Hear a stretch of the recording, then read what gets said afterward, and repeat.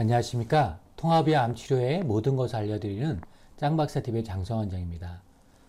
오늘은 암 수술 후 재발 예방에 도움되는 한약이라는 주제로 말씀을 드리도록 하겠습니다. 수술은 이제 암을 치료하기 위한 상당히 중요한 치료술이지요. 암을 가진 환자의 치료 기회를 제공하고 근원적인 치료를 해주는 치료술입니다. 그런데 2017년에 이제 캔서 리서치에 나온 논문을 보면 이 암 수술이 오히려 암의 전이를 위한 방아쇠 역할을 한다라는 놀라운 이제 논문 결과가 발표되었습니다.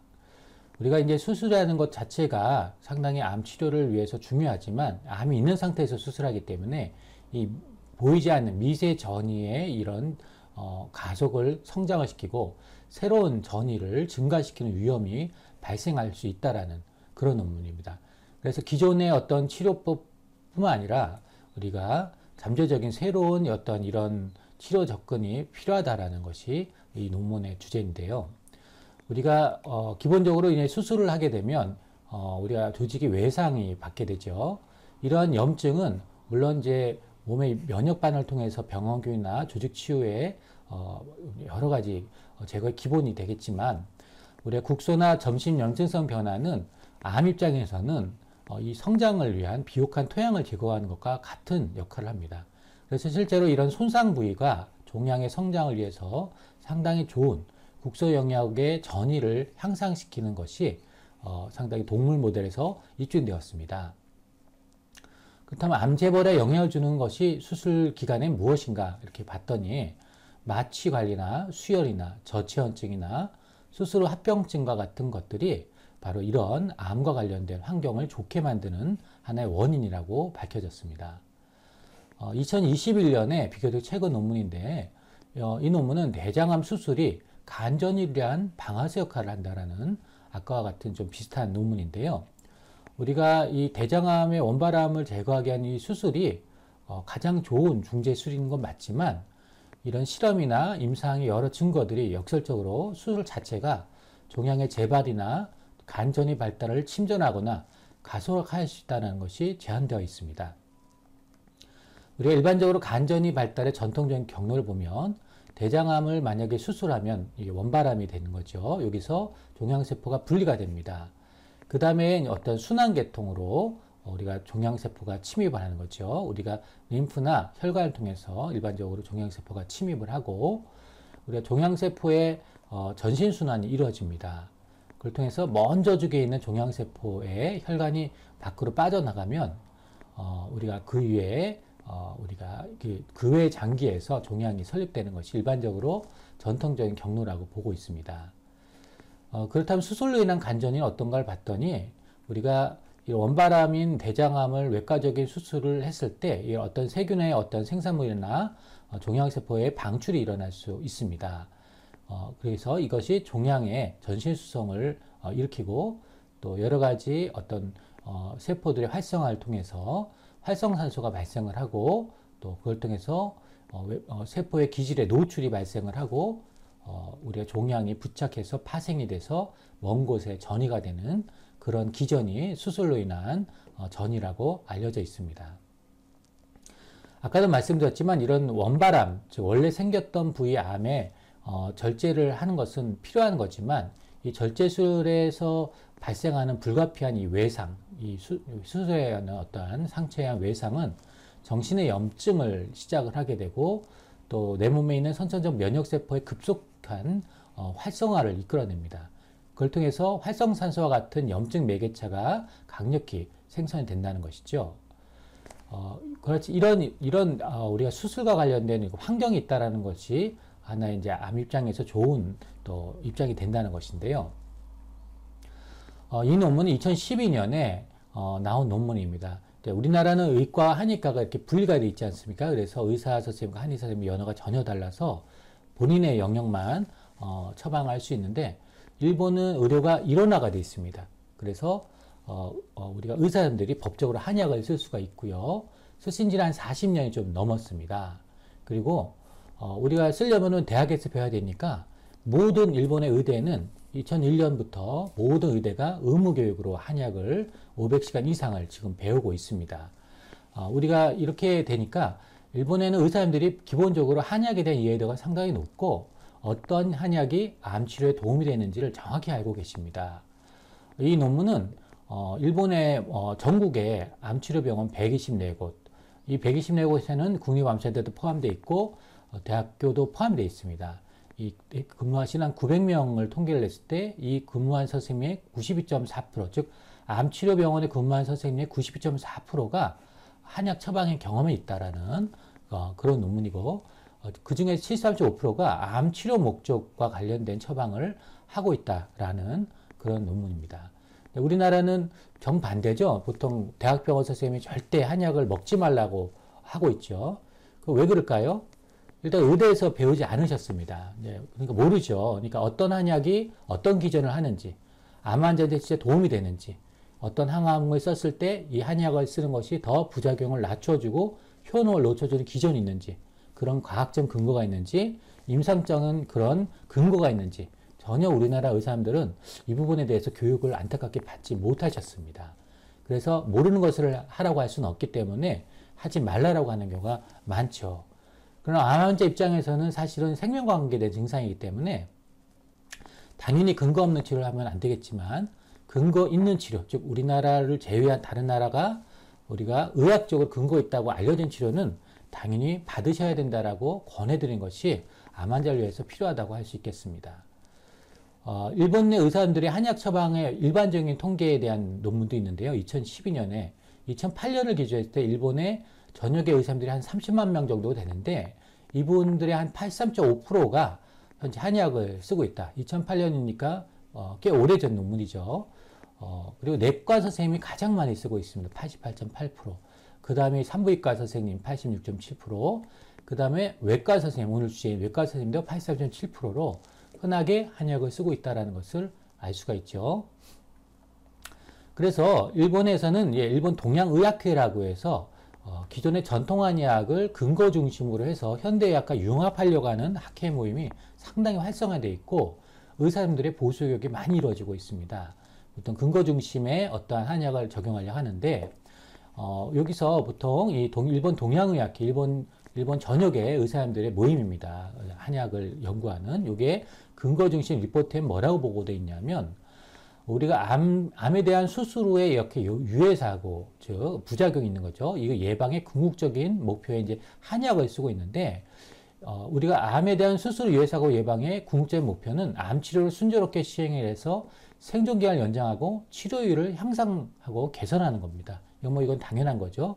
그래서 이걸 위해서 필요한 모든 의학적인 수단을 동원해야 된다는 것인데 그 중에서 한약은 이 악성 종양, 즉 암의 치료에 있어서 삶의 질 향상의 한 수단이고 이 서양의학적 현대의학 치료에 치명적인 유해사고를 방지하고 경감하는 보조 수단으로 유용합니다. 그리고 한약은 암 수술 후에 체력 저하라든가 쉽게 피로한다든가 이런 빈혈 같은 것을 조기에 개선시킬 수 있다라고 보고되어 있고 그래서 많이 권고한다라고 되어 있습니다. 실제로 그래서 일본의 암치료 전문의 선생님들이 쓰신 이제 책을 보면 십전대보탕, 보중이탕, 소시효탕, 보통 이제 암 환자들한테 주로 많이 사용된 보약인데요. 이런 한약들은 이 소화기암 수술이나 항암요법 중 대부분의 증례에 사용하고 있다라고 일본의 암치료 전문의 선생님들 말하고 있고 특히 십전대보탕은 이제 소화기암 수술 후 조기부터 항암제 치료 중까지 폭넓게 여러 증례 사용이 가능합니다.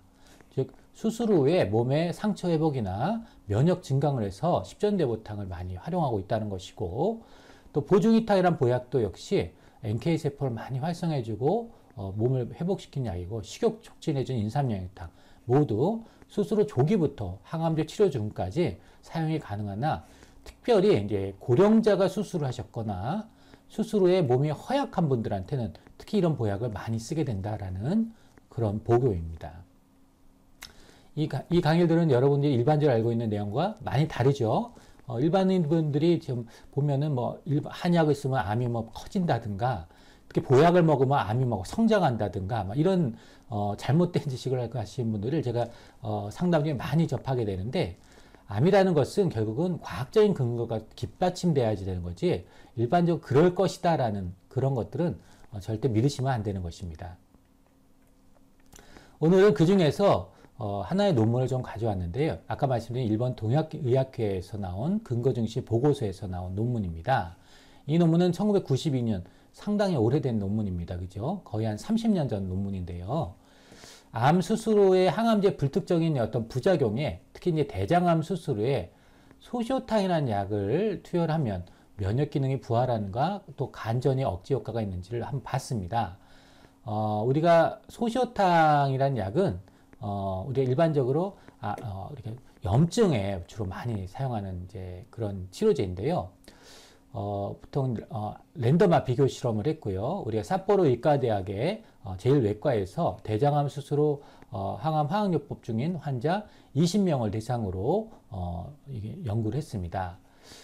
개입은 우리가 일본에서는 이런 식으로 이제 한약을 우리가 제형화해서 가루약을 많이 만들었는데 쯔무라 제약회사에 나는 소시오탕 과립을 하루 3번 7.5g 10명을 투여했고 또 크레스틴하고 이제 운지버섯의 추출물도 일본에서 많이 활용하고 있습니다. 암 억제 효과를 갖고 있기 때문에 일본 과학자들이 배양한 것들인데요. 그래서 혈액송의 어떤 종양 개사인자든가 인터루킨 백혈구의 인터루킨 1, 2를 증가시켜서 암세포의 성장을 억제하는 것으로 또 대식세포의 어떤 자극에 영향을 줘서 많이들 활용하고 있습니다. 일본 의료계에서는요. 그래서 이 두 개를 비교한 논문입니다. 그래서 1대1로 해봤는데 결과적으로는 투여 전, 투여 후 2주나 4주, 12주의 면역학적 지표로 말철관 안에 백혈구수, 림프구수, 그리고 면역세포들을 양성하는 비율, 그리고 림프가 얼마나 잘 자극돼서 나오는지 그런 것들을 보고